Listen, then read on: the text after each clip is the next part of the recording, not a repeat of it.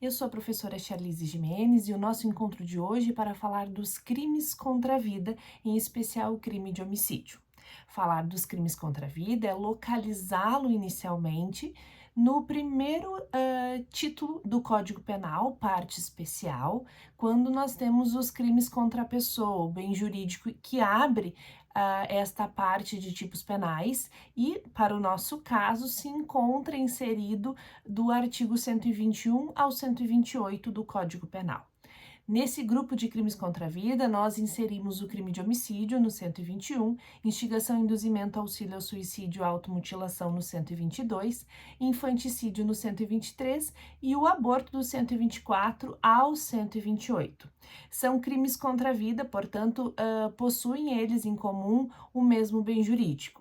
O que nos faz também analisar o que diferencia uma conduta da outra, já que eles compartilham esse bem jurídico.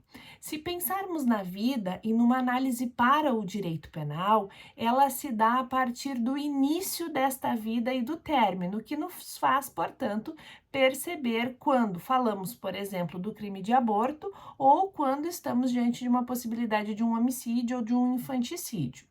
A vida para o direito penal, ela se dá a partir da anidação. O que é a anidação? É a fixação deste óvulo já fecundado nas paredes do útero da mulher, permitindo, portanto, essa geração dessa vida e esse crescimento. A partir dessa fixação, nós temos o início da vida, como eu disse, para o direito penal, e isso se estende até o parto.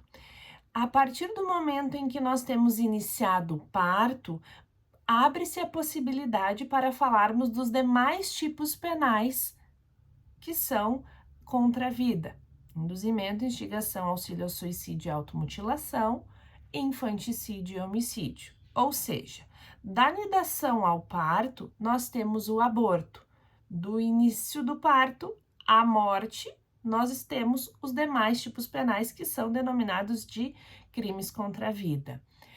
O que define, portanto, este parto também é outro ponto a ser analisado. O parto ele ocorre de três possibilidades.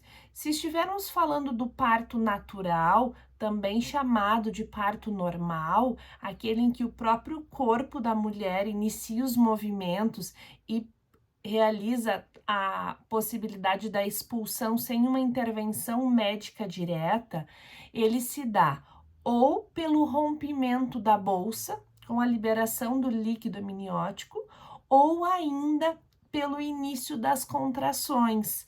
Então, vejamos que, para o direito penal, esse é o início do parto. Então, lá da anidação até o momento em que nós temos as contrações ou o rompimento desta bolsa, nós estamos diante da possibilidade de atuação do crime de aborto, que é a interrupção da gestação, seja pela própria gestante ou pela intervenção de um terceiro. Quando é iniciado o parto, nós excluímos esse tipo penal do aborto e passamos a analisar outros tipos penais que também são contra a vida. Outra forma de iniciar o parto é sim com a intervenção, denominado então do parto cirúrgico ou da cesárea, que é aquele em que há o corte das camadas abdominais da mulher. Quando se alcança a terceira camada, é considerado, portanto, iniciado o parto, ou seja, quando corta-se a terceira camada, inicia-se o parto. Três formas, portanto: com as contrações, com o rompimento da bolsa ou ainda com o corte da terceira camada abdominal da mulher. Nessas três situações, inicia-se o parto. Excluo a possibilidade de aborto e passo, portanto, a falar no infanticídio, que é matar o próprio filho, sob a influência do estado puerperal, no homicídio ou ainda na instigação, induzimento, auxílio ao suicídio ou a automutilação. Vejam que o primeiro ponto que eu trago aqui para nós analisarmos é a vida e a diferença da vida intrauterina e da vida extrauterina. Por que isso? Porque a figura do aborto, ela se preocupa na análise da vida intrauterina, da anidação ao início do parto. Quando eu passo da vida intrauterina e me desloco para a extrauterina, eu não tenho mais possibilidade de aborto. Eu passo, portanto, a falar dos crimes contra a vida que se referem à vida extrauterina, ou seja, pós-parto, homicídio, infanticídio, instigação e induzimento ao auxílio-suicídio ou à automutilação. Esse é o nosso primeiro ponto.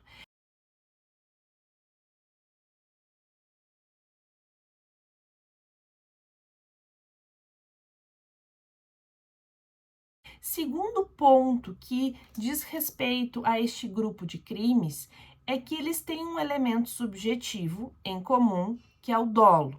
Portanto, nos faz observar que a prática dos crimes contra a vida com a intenção de alcançar o resultado, que no caso é a morte, faz com que eles também tenham uma classificação especial, chamado, portanto, de crimes dolosos contra a vida, e isso faz com que eles tenham, a partir da Constituição Federal, do artigo 5º, inciso 38, a linha D, uma competência para julgamento pelo tribunal do júri. Então, não é um juiz singular. Isso vale tão somente para os crimes dolosos contra a vida. Significa que, se eu estiver diante de um crime contra a vida que tem um elemento subjetivo, que não é o dolo, portanto, a culpa, nós temos um julgamento não pelo tribunal do júri. Significa também que, se eu tiver um crime com um resultado morte, porém o bem jurídico atingido com dolo não é a pessoa, e sim, por exemplo, patrimônio, no caso do roubo com resultado morte, eu também não tenho competência do tribunal do júri, porque eu tenho um crime doloso contra o patrimônio, cujo resultado decorrente da culpa é a morte, que é justamente esta figura do latrocínio.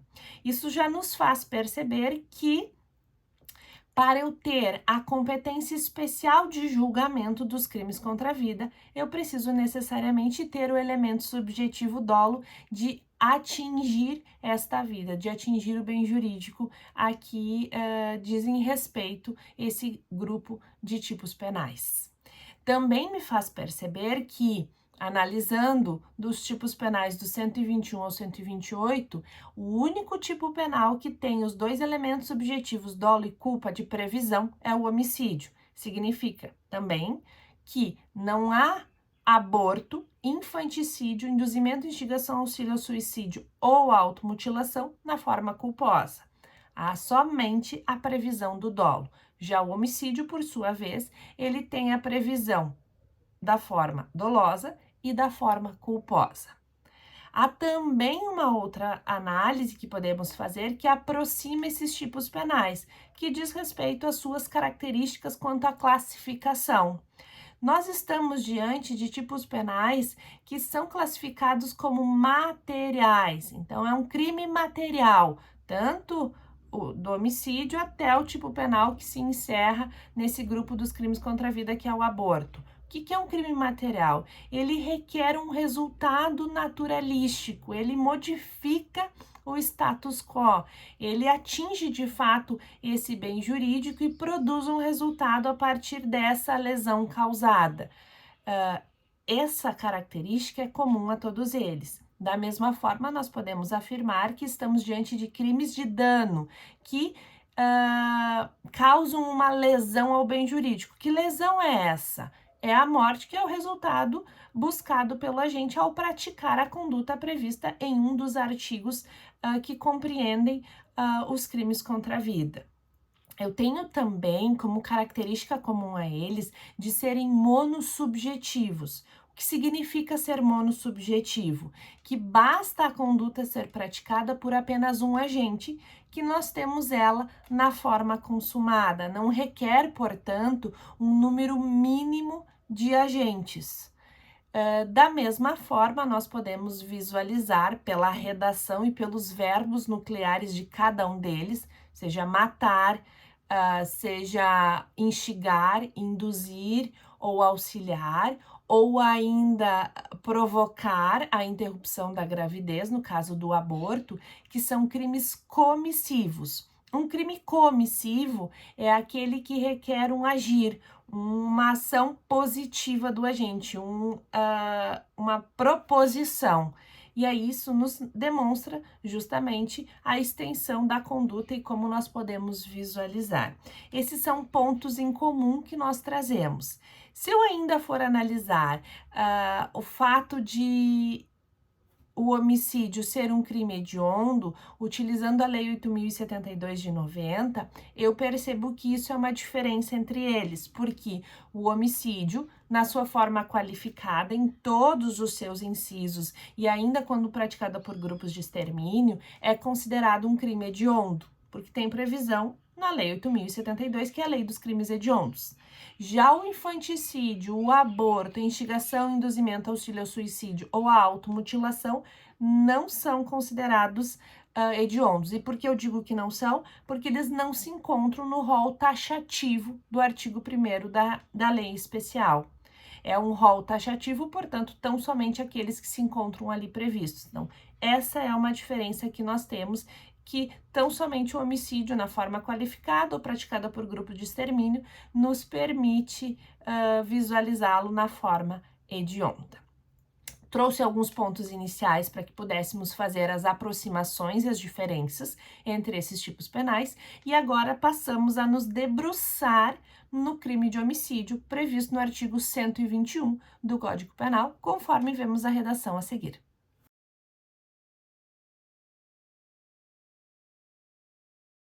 Como visto, o artigo 121 tem como redação matar alguém, o homicídio simples, previsto no caput, com pena inicial de reclusão de 6 a 20 anos. Matar é o verbo, requer, portanto, análise da ação, e por isso denominamos de um crime comissivo, e alguém é o objeto sobre o qual recai essa conduta. Alguém, qualquer pessoa, um ser humano. E isso nos faz perceber que ele é um crime comum, ou seja, qualquer pessoa pode praticar a conduta, assim como qualquer pessoa pode ser vítima desta conduta.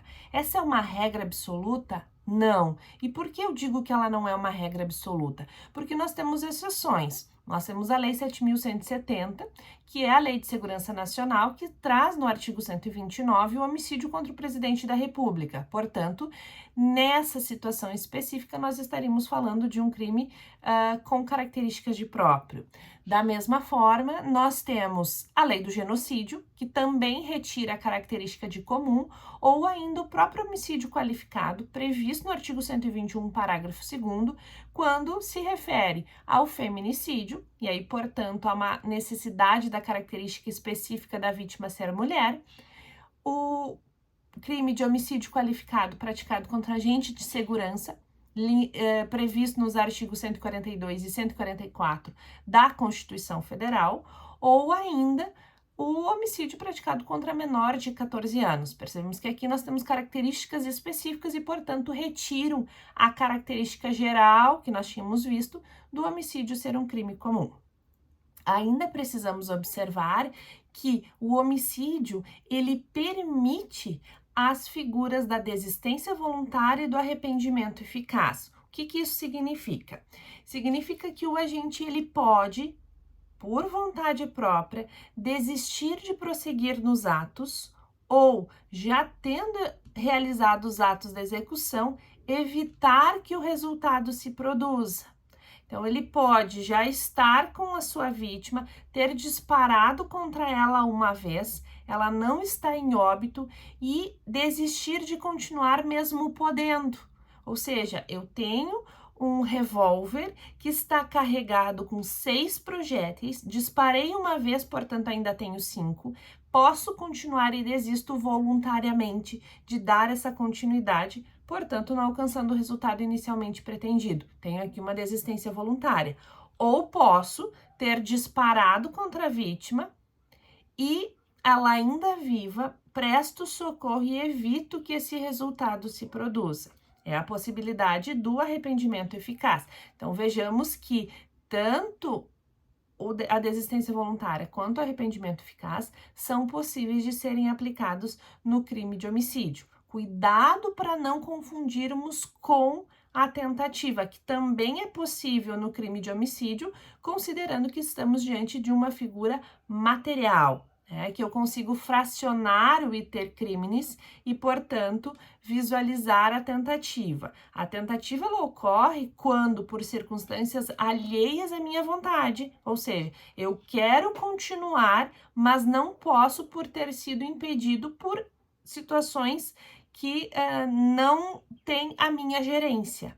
Nesse caso, eu tenho um homicídio na forma tentada. Quando eu posso continuar, mas não quero continuar, é que surge a desistência voluntária ou ainda o arrependimento eficaz, dependendo da realização ou não desses atos executórios. É também possível vislumbrar, ainda no crime de homicídio, a forma do aberratio ictus, ou que nós denominamos do erro na execução, ou seja, eu tenho a pretensão de atingir a vítima A e por um erro na pontaria eu atinjo a vítima B. Como que eu respondo? Eu preciso utilizar inicialmente o artigo 73 do Código Penal, que remete ao artigo 20, parágrafo 3º, também do Código Penal, e estabelece que eu respondo como se eu tivesse atingido a vítima pretendida. Portanto, se a minha intenção é matar o meu pai, o que gera uma agravante, mas por um erro na pontaria eu atinjo uma terceira pessoa desconhecida, que vem a óbito e nada acontece com o meu pai, eu respondo como se tivesse atingido o meu ascendente e, portanto, eu respondo com a agravante prevista no artigo 61 do Código Penal. Eu também posso visualizar, além do aberratio ictus, a possibilidade do erro sobre a pessoa, que se diferencia justamente porque não há um erro na execução do crime e há um erro na minha percepção ao realizar a ação. Eu acredito estar atingindo a vítima pretendida quando estou atingindo outra pessoa. Eu confundo, eu não identifico corretamente. Para a minha ação, eu estou praticando ela corretamente de acordo com aquilo que eu pretendo. Inclusive, eu acredito estar atingindo a minha vítima. Ocorre que, por uma confusão, por um erro de percepção, eu atinjo outra pessoa. Eu respondo utilizando o artigo 20, parágrafo 3º, como se eu tivesse atingido quem eu pretendia. São alguns pontos que nos interessam analisar, em especial porque o crime de homicídio do artigo 121 do Código Penal permite a sua utilização. Resumindo, cabe no homicídio desistência voluntária, arrependimento eficaz, aberratio ictus e o erro sobre a pessoa. São pontos interessantes, inclusive para visualizarmos questões de OAB concurso que costumam resgatar esses fundamentos e nos trazer situações para serem resolvidas utilizando, portanto, tais categorias. Além do homicídio simples previsto no caput do artigo 121, nós temos na estrutura do próprio artigo 121, no parágrafo 1º, que denominamos de homicídio privilegiado. É aquele em que há uma redução da pena em decorrência de determinadas circunstâncias. No parágrafo 2º, nós temos o homicídio qualificado, aquele que prevê uma nova pena mínima e uma nova pena máxima, ou seja, de 12 a 30 anos, com pena de reclusão, para o agente que pratica o crime de homicídio, matar alguém, nas circunstâncias previstas em um de seus 8 incisos. Então, nós passamos agora a analisar essas duas formas, o homicídio privilegiado e o homicídio qualificado. Vejamos inicialmente o texto do parágrafo 1º do artigo 121.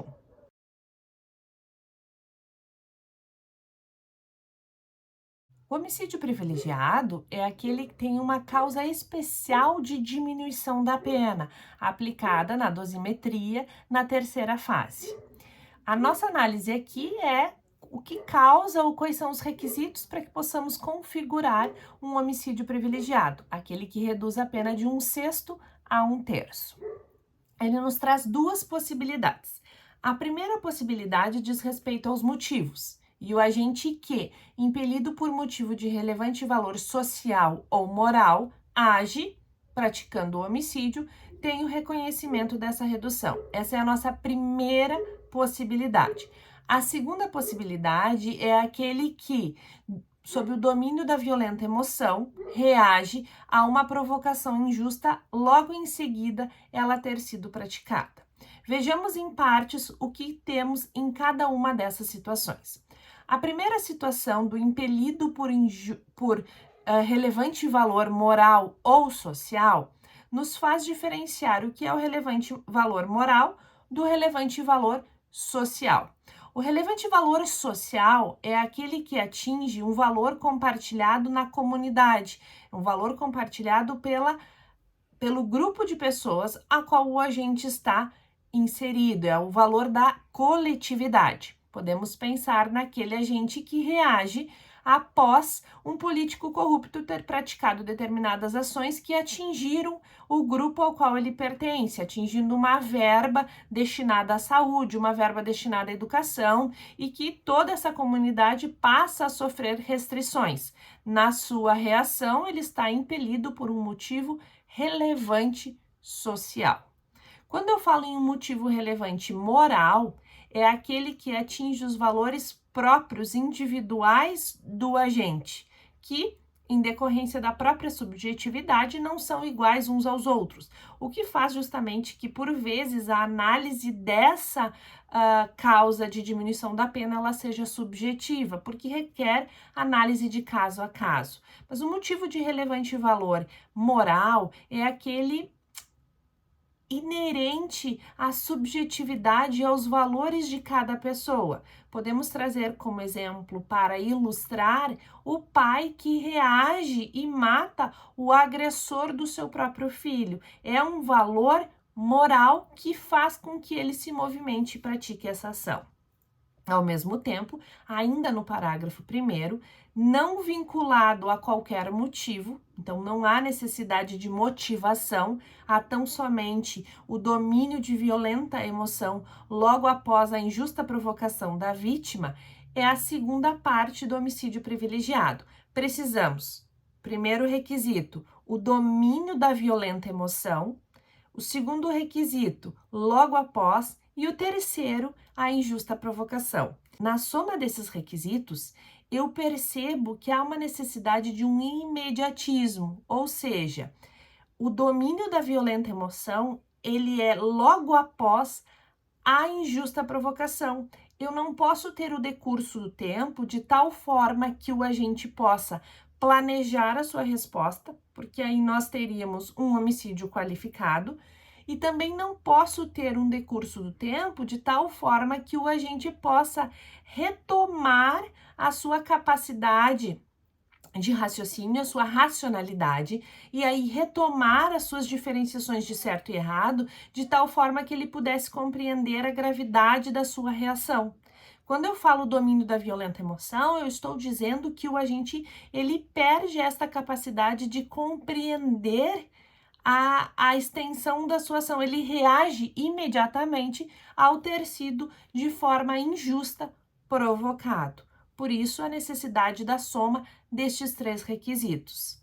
Seja por um relevante valor moral, seja por um relevante valor social, ou, não falando de valor de motivação, moral ou social, falando de uma reação dominada por uma violenta emoção a uma provocação injusta logo na sequência, nós estamos diante de possibilidades de homicídio privilegiado. E aí, neste caso, há uma redução da pena de 1/6 a 1/3. Com isso, partimos para a análise do parágrafo 2º, que nos traz o homicídio qualificado, que faremos, portanto, neste momento, a leitura do seu texto inserido no artigo 121 do Código Penal.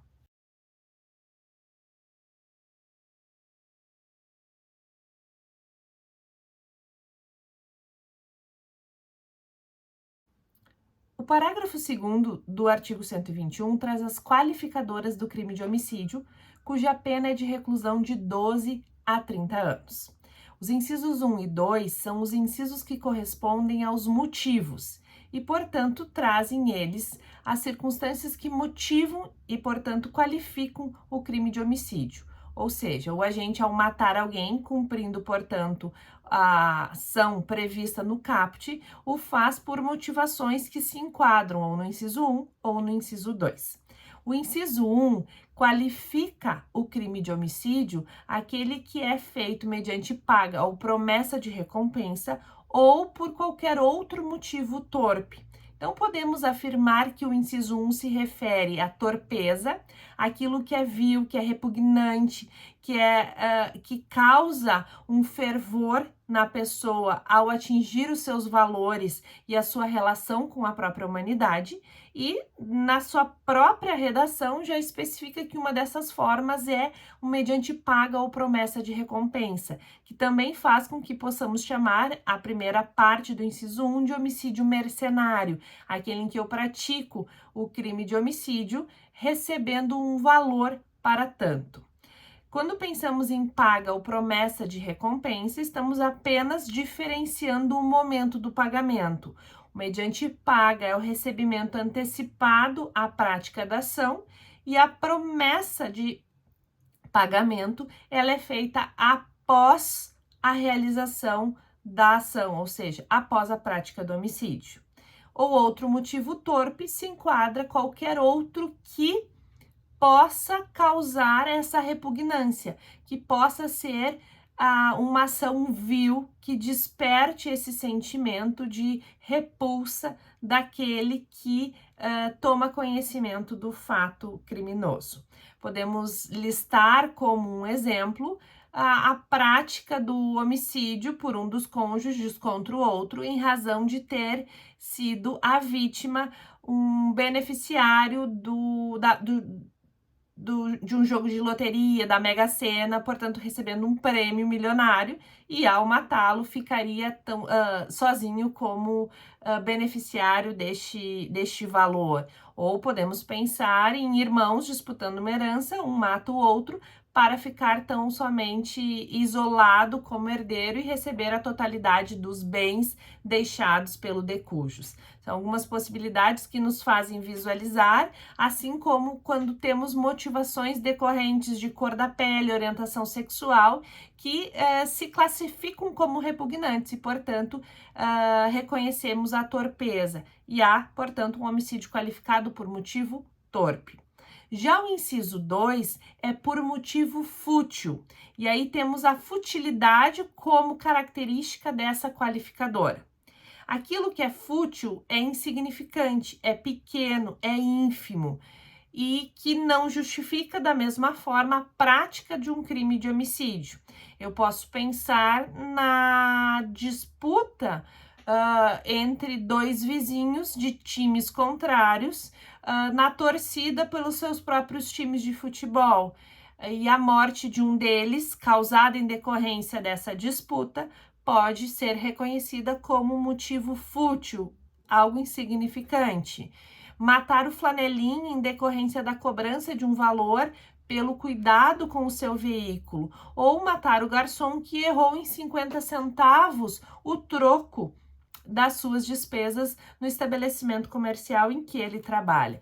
Vejamos que essas são algumas situações que nos possibilitam a visualização do motivo fútil. Então, inciso 1 e 2 são qualificadoras quanto ao motivo.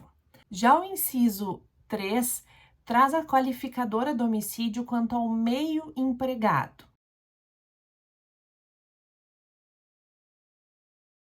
A primeira delas é a utilização do veneno, ou seja, a utilização de veneno para alcançar o resultado morte no crime de homicídio qualifica o crime.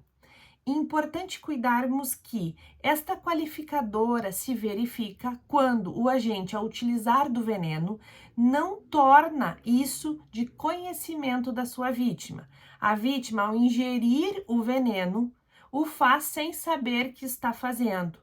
Porque se for de conhecimento da vítima o contato com o veneno e, portanto, sabendo que na sequência virá óbito, nós estamos não diante de um meio empregado de veneno, e sim de um meio cruel, no qual eu causo, de fato, um sofrimento à vítima por antecipar o conhecimento quanto ao resultado morte da ação que será praticada.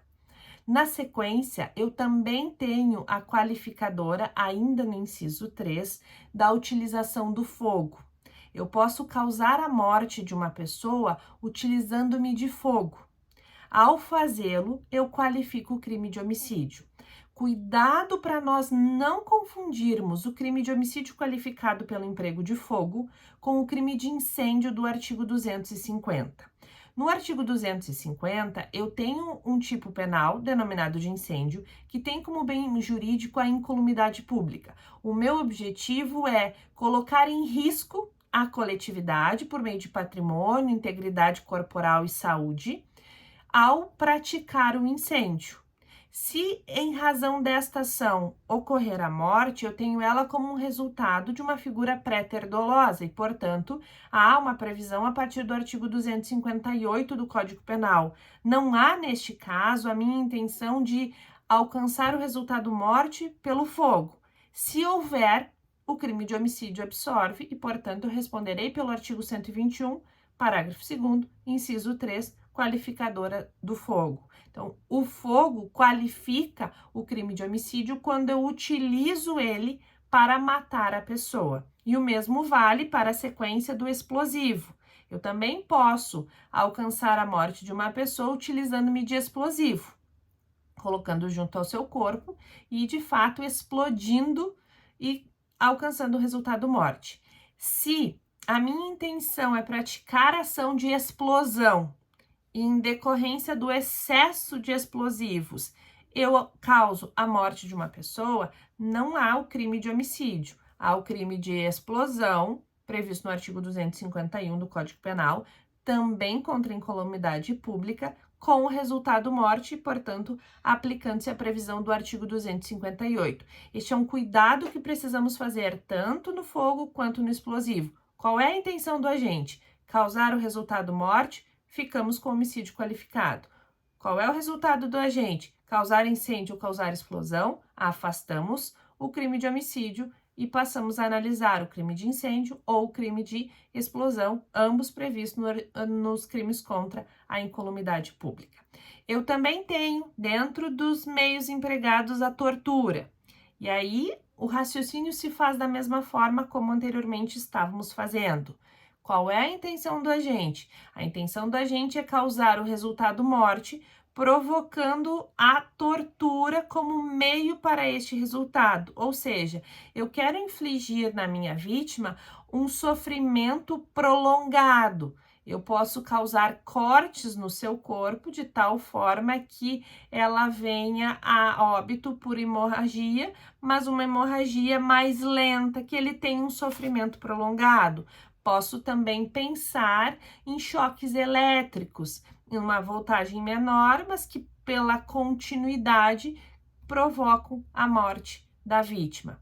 Eu tenho a lei da tortura e, portanto, a previsão do crime de tortura com o resultado morte. Não é o mesmo do homicídio qualificado pela tortura. A pergunta que se faz é a mesma.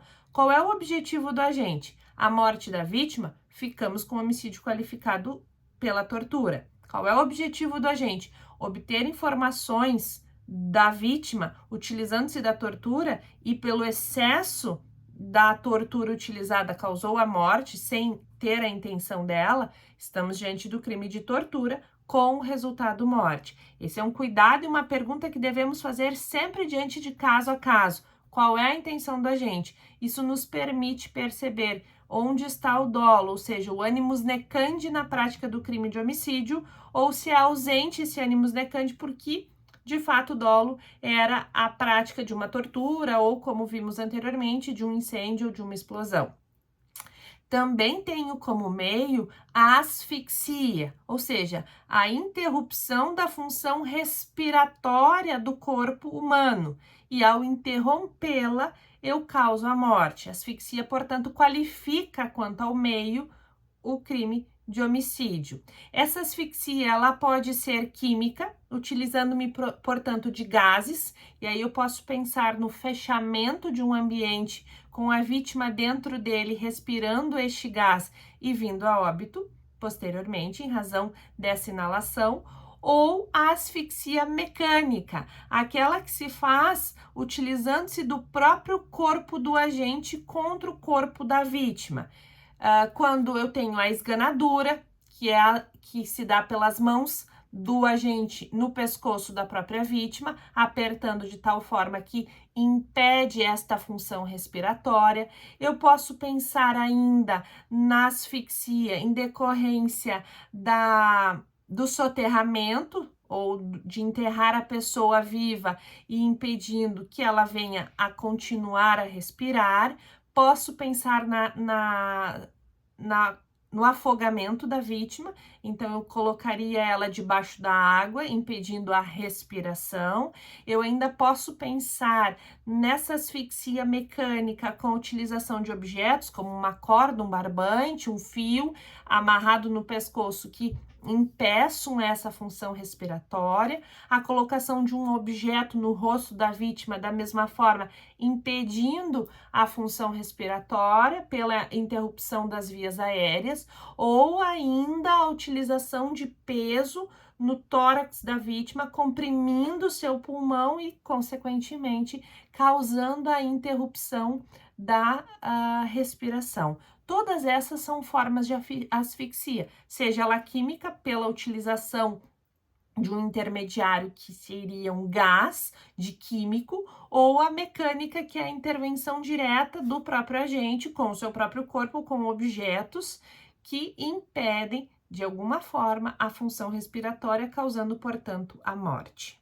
Vejamos, já vimos as qualificadoras do veneno, do fogo, do explosivo, da tortura, da asfixia, e temos ainda do meio cruel ou insidioso, ou ainda de que possa resultar perigo comum. O meio cruel é o agravamento da forma como eu alcanço o resultado morte, é a crueldade que eu coloco. Eu posso pensar na profundidade do sofrimento que eu causo àquela vítima na prática da minha ação. Pensamos num apedrejamento, na vítima amarrada pelas mãos e fixa em um carro e amarrada pelos pés, fixa em outro carro, e cada um dispara em sentidos contrários, de tal forma que o corpo da vítima é rasgado. Posso pensar ainda de colocar a vítima junto com algum animal em grande quantidade, peçonhento, que possa, pelo seu veneno, pelas suas picadas, causar essa morte. Então, todas são formas cruéis em que a vítima gera ainda um dano psíquico na vítima ao estar presenciando essa situação que está sendo praticada contra ela, numa profundidade de dor, de angústia, e de fato essa é a intenção buscada pelo agente. Outro meio insidioso, nós podemos visualizar justamente alguma forma buscada pelo agente de causar esse resultado que venha a interagir com a vítima sem que de fato ela esteja percebendo. Posso vislumbrar a modificação do medicamento. A vítima toma todo dia, em um determinado horário, um medicamento, então eu troco essa medicação, eu engano a vítima. Ou ainda eu posso cortar o cabo de freio do seu veículo para que ela, ao estar na estrada e ao buscar frear o seu veículo, ele não responda e, portanto, ela venha a óbito em decorrência dessa manipulação. Então, o meio insidioso é a manipulação do meio no qual se está inserido, ou de que possa resultar perigo comum. E ao resultar perigo comum, nos referimos justamente àquela forma que possa atingir outras pessoas. Então, o disparar a arma de fogo contra a vítima quando ela está no meio de um grupo de pessoas, ela está em uma festa, ela está em um desfile, no sentido de que eu possa estar atingindo mais pessoas, ou posso estar atingindo pessoa diversa do que aquela que eu pretendia. Então, essas são as qualificadoras que o inciso 3 nos traz, que diz respeito quanto aos meios. Inciso 4, que veremos agora, diz respeito aos modos.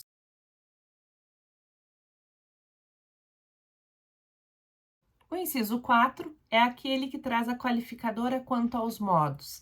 Então, nós temos a traição, a emboscada, a dissimulação ou qualquer outra forma que impossibilite ou dificulte a defesa da vítima. Quando pensamos em traição, é justamente a infidelidade, o rompimento do vínculo de confiança que existe entre a vítima e o autor do fato, aquele em que, abusando dessa relação, faz com que a vítima diminua o seu estado de vigilância e justamente não esteja aguardando qualquer ação e é, portanto, atingida de alguma forma, violando esta confiança. Podemos pensar nos pais que à noite, ao dormirem, deixam a porta do seu quarto aberta justamente por estarem em casa com seus filhos. Os filhos, violando e rompendo esta confiança que possuem, entram no quarto e matam os seus pais. Nós estamos numa qualificadora de traição. A emboscada, ela também é uma forma de traição. A emboscada é estar de tocaia, é preparar o espaço e aguardar a chegada da vítima para então abordá-la de surpresa sem que ela pudesse estar preparada de alguma forma para a sua defesa. E aí, ao pensarmos nesta emboscada, visualizamos aquele que, sabendo dos horários da vítima, aguarda ela em determinado local, sabendo que lá passará, e aí, neste momento, aborda, atinge a vítima. A traição, a emboscada, são formas que qualificam o homicídio quanto aos modos e podemos vislumbrar aquela prática do homicídio feito pelas costas da vítima. Ainda a dissimulação é aquela que engana, aquela que ludibria a vítima, que ela não tem conhecimento e possibilidades de defesa em razão dessa dissimulação feita com o ambiente. Eu me visto como guarda para a vítima acreditar que eu tenho esta função de segurança e, portanto, se aproxima de mim em uma determinada situação e ela não estando em possibilidade de defesa, ataco ela causando a morte. Ou ainda, eu sendo... sabendo do show de um determinado cantor e tendo a intenção de causar a sua morte, me visto como fã buscando ter acesso ao seu camarim e, portanto, isso é permitido acreditando que estava diante de uma fã e ao acessar o camarim eu mato este cantor, ou seja, me utilizo da dissimulação e, portanto, uma qualificadora do inciso 4. Ou qualquer outro meio que dificulte a resistência. E aí justamente revela a ideia do inciso 4, que é o engano, o ludibriar, o enganar a vítima para que ela não tenha meios de oferecer essa resistência, de ela estar preparada. Aqui, de fato, uma quebra de confiança, de uma solidariedade que existe entre as pessoas numa vivência em comum, por se acreditar que não exista este objetivo velado por trás das ações do agente quando da aproximação com a vítima. Inciso 5 é aquela qualificadora quanto aos fins, ou seja, a finalidade.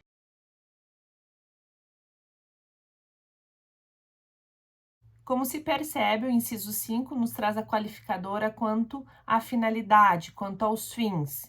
E aí ela justamente demonstra que o agente, ao praticar a ação do homicídio, ele busca garantia, ele busca a execução, ele busca a sua impunidade ou ocultação. Então, há esta finalidade, seja de ocultar a prática de um crime anterior ou deste próprio crime, seja da garantia do resultado, da execução do crime, ou ainda da impunidade de não ser responsabilizado. Então, há uma finalidade na prática do homicídio.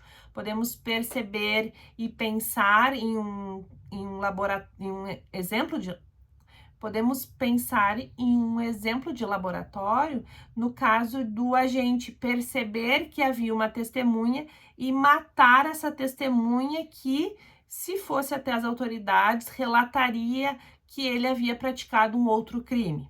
Este crime com relação à testemunha se qualifica, podendo de outras formas qualificar, dependendo daquilo que ele pratica, mas se qualifica em especial a partir do inciso 5, que nos traz esta finalidade para a impunidade. Então, quando se pratica o homicídio na finalidade de garantir a execução, a ocultação, a garantia do próprio crime ou ainda a impunidade, temos a qualificadora prevista no inciso 5.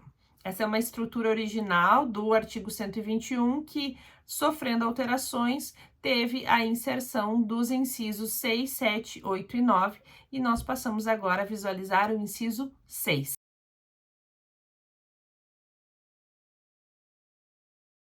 O inciso 6 é o crime de feminicídio, é a qualificadora quando a mulher é vítima da prática do homicídio e qualifica, portanto, o crime por condições e razões do sexo feminino.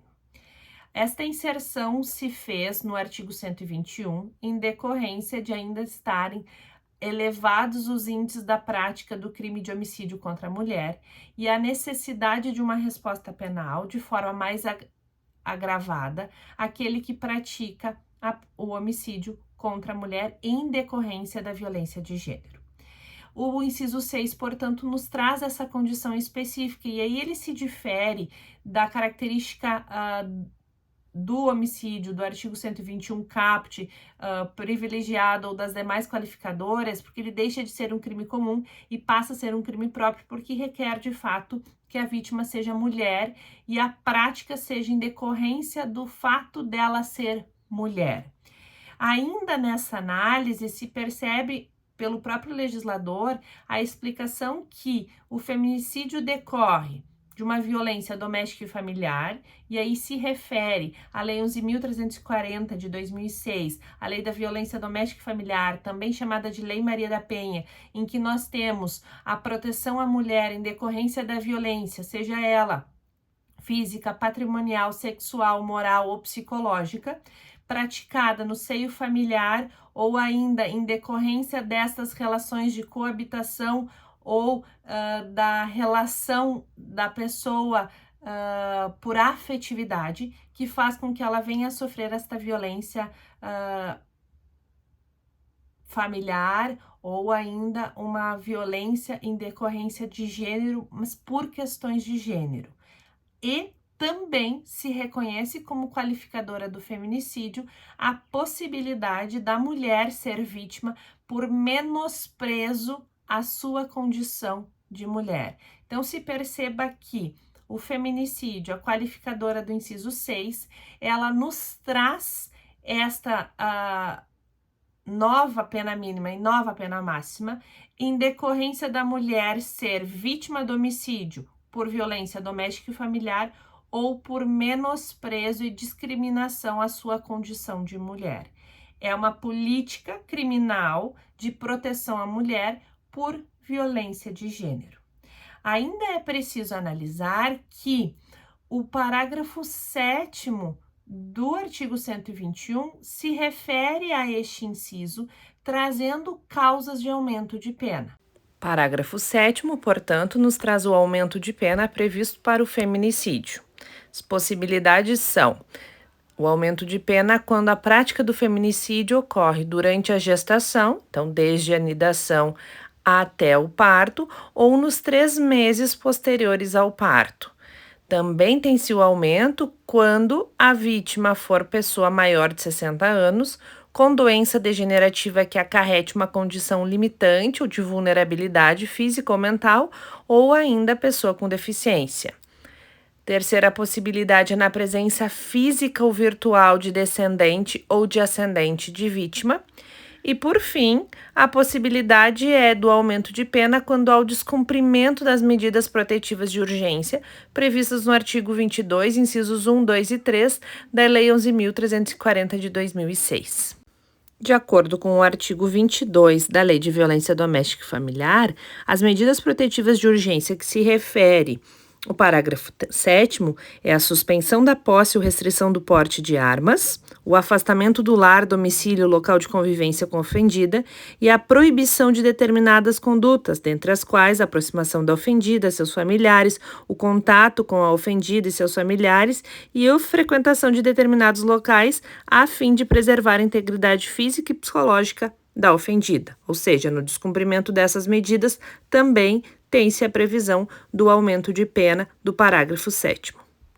Ainda temos o parágrafo 6º, que nos traz o aumento de 1/3 até a metade para a prática do crime doloso, quando ele for praticado por milícia privada, sob o pretexto de prestação de serviço de segurança ou por grupo de extermínio. Importante observar que essa é uma previsão de aumento de pena tão somente para homicídio doloso. Requer a prática pela milícia privada, desde que o faça para prestar segurança ou por um grupo de extermínio. O inciso 7 qualifica o crime de homicídio por ser a vítima pertencente às Forças Armadas, Aeronáutica, Exército ou Marinha, de acordo com o artigo 142 da Constituição Federal, ou pertencente às polícias, de acordo com o artigo 144. E aqui se inserem polícias estaduais, civis, militares ou ainda polícias federais, seja ferroviária, seja rodoviária ou ainda os agentes de segurança das Forças de Segurança Nacional. Insere-se ainda dentro destes agentes de segurança aqueles que trabalham no sistema penitenciário. Vejamos que a prática do homicídio, tendo como vítima qualquer uma destes agentes inseridos, seja no artigo 142 da Constituição Federal, 144, qualifica o crime de homicídio. Não somente a eles a prática, como também a seus parentes consanguíneos até terceiro grau.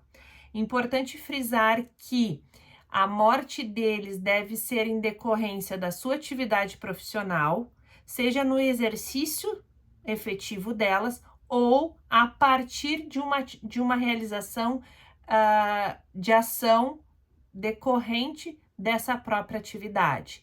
Então, se eu praticar um homicídio contra o delegado de polícia que presidiu o inquérito policial, no qual eu respondo por um crime, eu tenho um homicídio qualificado. Se eu estiver jogando futebol com este delegado de polícia e por um desentendimento vier a matá-lo por não aceitar o seu posicionamento dentro do jogo, eu não tenho esta qualificadora. Esta qualificadora se coloca quando a morte decorre justamente pela sua atividade profissional, exercida naquele momento ou exercida anteriormente. Não só ao agente, seja ele dos artigos 142 ou 144, ambos da Constituição Federal, como também a seus parentes consanguíneos até terceiro grau. Cuidado aqui, o legislador deixou em aberto e, portanto, pelo próprio princípio do direito penal que requer a condição expressa para essa análise, se estamos diante de parente consanguíneo até terceiro grau, se for um parente de afetividade, portanto, um exemplo de um filho adotivo de uma dessas pessoas que vem a óbito em decorrência da sua atividade, não se encontra possível o reconhecimento desta qualificadora do inciso 7. Inciso 8 a seguir nos traz a qualificadora quanto à utilização de arma de fogo.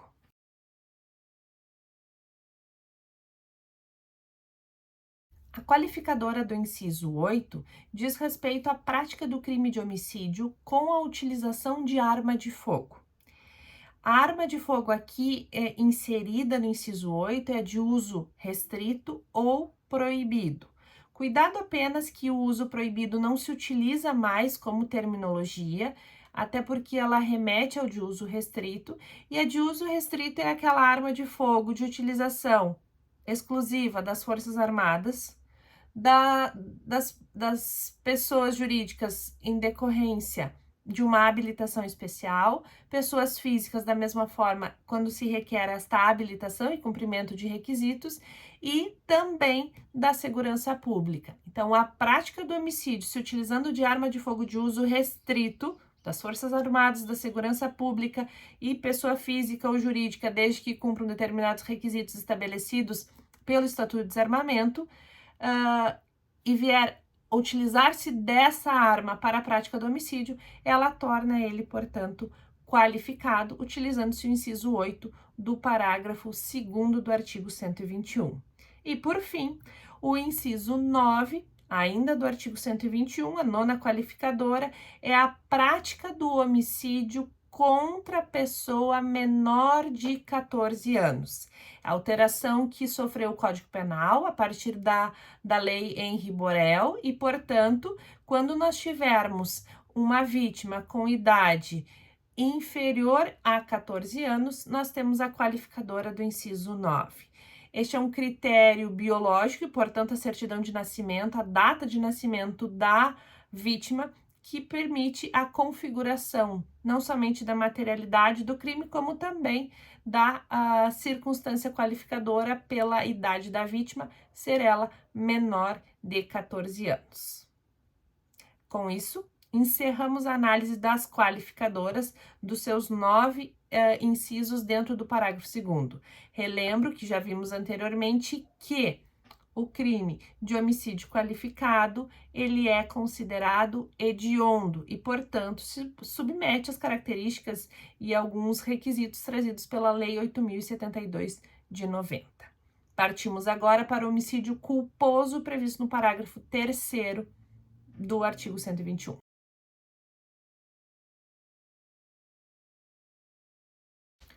O homicídio culposo é aquele em que tem a previsão de pena de detenção de 1 a 3 anos. De acordo com a redação do parágrafo 3º, o homicídio culposo é aquele que o agente pratica ação em decorrência de uma negligência, imprudência ou imperícia. Percebamos que aqui a proposta é a ausência do elemento subjetivo dolo, não há intenção, portanto, do agente na prática da conduta, e esta conduta decorre de um agir de menos, da negligência, de um agir em excesso, da imprudência, ou ainda de uma falta de uma habilitação, quando estamos diante da imperícia. Um exemplo que pode ilustrar essa conduta é a utilização da arma de fogo por uma criança deixada pelo seu genitor responsável, municiada, sem a vigilância necessária, sem os cuidados necessários. Essa criança, ao manusear esta arma, sem conhecimento específico, acaba disparando e atingindo outra pessoa. Há, neste caso, um homicídio culposo. Posso também visualizar a utilização do parágrafo 3º enquanto um homicídio culposo quando estou utilizando-me de uma determinada substância química para uma finalidade, deixo ela de acesso a outras pessoas sem o etiquetamento, sem a advertência necessária ou permitindo que seja utilizada confundindo com uma outra de uso comum. E, portanto, uma pessoa, ao buscar adoçar o seu café acreditando estar diante do açúcar, se utiliza e desconhece que estava diante de um ácido sulfúrico que causa, portanto, na sequência, sua morte. Tem-se, nesse caso, um homicídio culposo. Não há intenção no resultado morte, há, por outro lado, agir sem devidas cautelas e, portanto, uma negligência, uma imprudência, uma imperícia, o que faz com que o agente tenha a responsabilização por um homicídio culposo com uma pena reduzida, ainda assim, a responsabilização pelo homicídio. As causas de aumento e diminuição de pena se encontram previstas no parágrafo 2º-B para o homicídio qualificado contra menor de 14 anos, do parágrafo 4º ao parágrafo 7º, em situações de parágrafo 4º para o homicídio culposo e para o homicídio doloso, parágrafo 5º para o homicídio culposo na hipótese do perdão judicial, parágrafo 6º, o aumento de pena para a prática de homicídio para agente que integra uma milícia privada, e o parágrafo 7º, como visto, aumento de pena para o crime de feminicídio. Destes, é importante destacar o perdão judicial do parágrafo 5º, que é quando o juiz pode deixar de aplicar a pena ao perceber que as consequências do crime são mais danosas e gravosas ao próprio agente do que a aplicação da pena. Como exemplo, um pai que causa a morte do filho de forma culposa. Ao conviver o restante da sua vida com o conhecimento de que a morte do filho foi causada pela sua conduta, é muito mais grave e muito mais penitência ao agente do que qualquer pena que venha a ser aplicada. Nessas situações, pode o juiz, ao compreender a situação, deixar de aplicar a pena. Então, é o perdão judicial que é possível no crime de homicídio culposo previsto no parágrafo 5º. As demais causas de aumento e diminuição de pena que nós temos do parágrafo 2º-B, parágrafo 4º, parágrafo 6º e parágrafo 7º, reiteramos agora na análise do texto e dos seus incisos. Parágrafo 2º-B do artigo 121 traz o aumento de pena para o crime de homicídio contra menor de 14 anos, a qualificadora do inciso 8. Inciso 1, aumenta a pena de 1/3 até a metade se a vítima for pessoa com deficiência ou com doença que venha a implicar o aumento da sua vulnerabilidade, ou seja, deixe-a mais frágil diante da situação ocorrida. Inciso 2, aumenta a pena de 2/3 se o autor é ascendente, padrasto ou madrasta, tio, irmão, cônjuge, companheiro, tutor, curador, preceptor, empregador da vítima ou por qualquer outro meio tiver um título de autoridade sobre ela.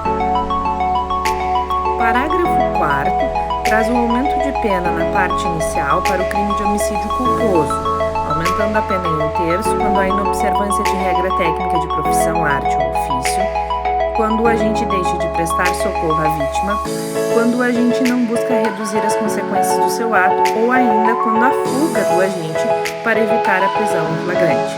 Como exemplo, podemos pensar no engenheiro que, ao construir um prédio, deixa de observar uma regra técnica inerente à sua profissão e, em decorrência disso, ocorre um desabamento causando a morte de uma pessoa. Responde ele por um homicídio culposo com o aumento de pena previsto no parágrafo 4º.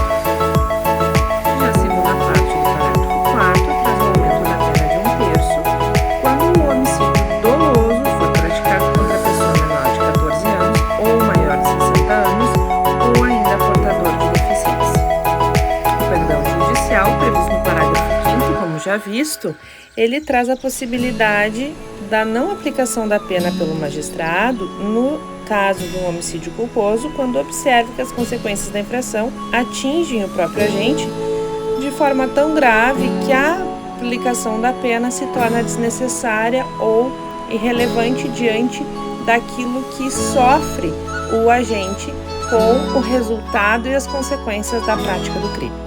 Feita a análise do artigo 121, encerramos, portanto, a compreensão do crime de homicídio na forma simples do artigo 121, na forma privilegiada do seu parágrafo 1º, qualificado nos 9 incisos do parágrafo 2º e da forma culposa do parágrafo 3º, e dos parágrafos 4º ao 7º nas causas de aumento ou diminuição do pena.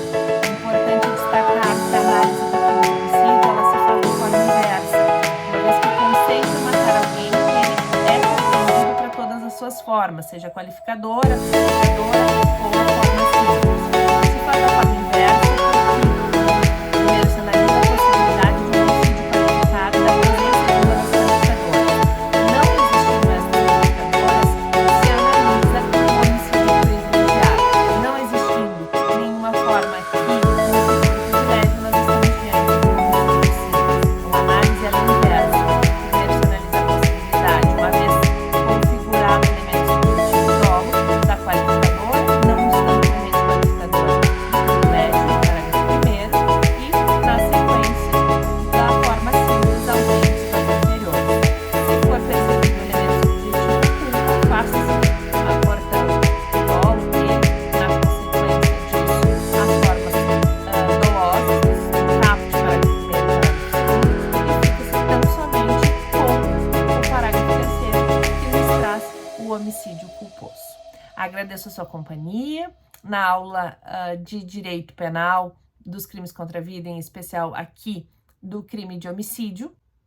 Nos vemos na sequência no estudo do artigo 122, induzimento, instigação, auxílio ao suicídio, automutilação.